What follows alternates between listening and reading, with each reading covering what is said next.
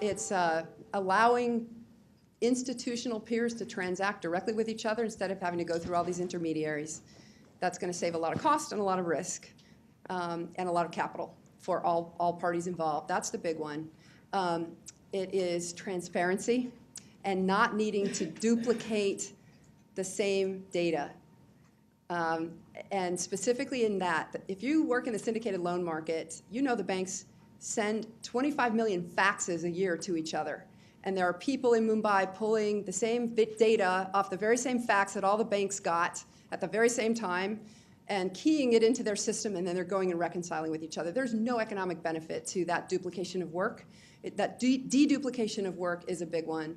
And I would also say that it is bringing the world closer together.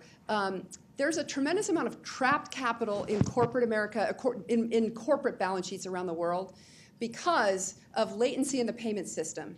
What I mean by that is that banks don't want to be overdrawn in their cash management accounts, right? Because that means they're lending money. And the vast majority of companies are not investment-grade companies. They'd be happy to lend money to Johnson & Johnson, but they're not happy to lend money to a small company that happens to be doing business in 10 countries around the world, right? They're going to make that company trap cash in its bank accounts so that they're never overdrawn. That trapped cash is a huge drag on the economy.